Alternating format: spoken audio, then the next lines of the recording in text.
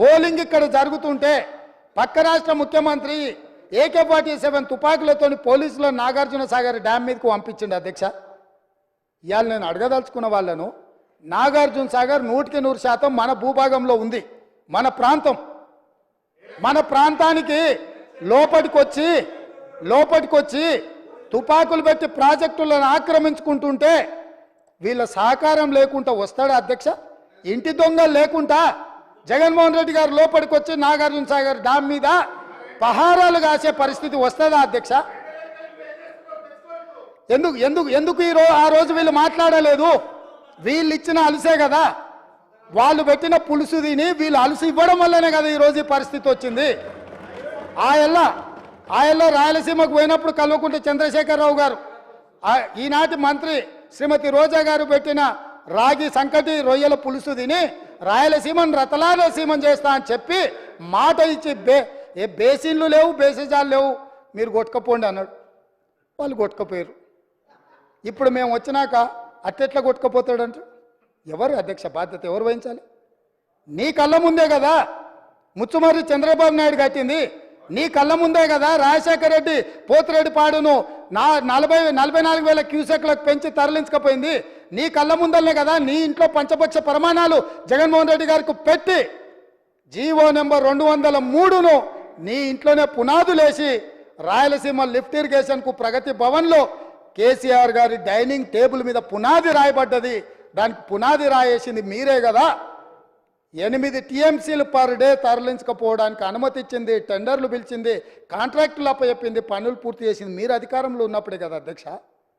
మీరు మొత్తం కృష్ణానది జలాలు మహారాష్ట్ర కర్ణాటక దాటి మహబూబ్ నగర్ జిల్లాలో జూరాల నుంచి పాలమూరులో కలంపూర్లో ఎంటర్ అయి తుంగభద్ర నదిలో వచ్చే నీళ్లు, తుంగభద్ర నుంచి వచ్చిన సుంకేశ్లకు వచ్చిన నీళ్లు, సుంకేశ్ల నీళ్లు జూరాల నీళ్లు కలిసి ప్రయాణమై పాలమూరు జిల్లా నుంచి మొదలై రాయలసీమలకు పోయి నంద్యాల నుంచి తిరుక్కొని శ్రీశైలం ప్రాజెక్టు మీదకి వచ్చినప్పుడు శ్రీశైలం ప్రాజెక్టు కొంత తెలంగాణలో ఉంటే కొంత ఆంధ్రాలో ఉంది అధ్యక్ష. అంతకుముందు ప్రాజెక్టు లేవు. అంతకుముందు పోతిరెడ్డిపాడు 11,000 క్యూసెక్స్ ఉండే, అది 44,000 క్యూసెక్స్కి పెరిగింది. అంతకుముందు లేని రాయలసీమ లిఫ్ట్ ఇరిగేషన్ ఇవ్వాలా 8 TMCలు తరలించడానికి లిఫ్ట్ ఇరిగేషన్లు కట్టినరు. ముచ్చుమర్రి నుంచి 1/2 TMC కట్టిరు అధ్యక్ష. మొత్తం 12.5-13 TMCలు పర్ డే. ఒక్క నెల రోజులు మనం కళ్ళు మూసుకుంటే శ్రీశైలంలో బురద కూడా ఉండదు అధ్యక్ష. రాయలసీమ లిఫ్టు 797 FRL దగ్గర కట్టిరు అధ్యక్ష. కుండ ఇట్లుంటే కుండకు సైడ్కు పొక్క పెట్టలే అధ్యక్ష, కింద పెట్టిండు. కింద వీళ్ళు పిలిచి పంచపక్ష ప్రమాణాలు వీళ్ళు పెట్టిండ్రు, జగన్మోహన్ రెడ్డి వీళ్ళ కింద బొక్క పెట్టిండు అధ్యక్ష.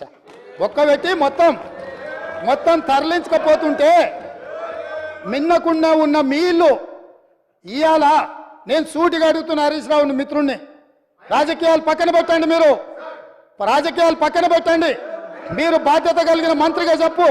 ఇవాళ రాయలసీమ జిల్లాలో ఉన్న మీ అవకాశం వచ్చినప్పుడు స్పీకర్ గారు అనుమతి తీసుకొని మీ అవకాశం వచ్చినప్పుడు తప్పకుండా చెప్పదు. I'm not yielding. నీకు ఇస్తాడు మైకు స్పీకర్ గారు, నేను కాదు ఇవ్వాల్సింది. స్పీకర్ సార్, ఇవాళ మన భూభాగంలో ఉన్న నాగార్జున సాగర్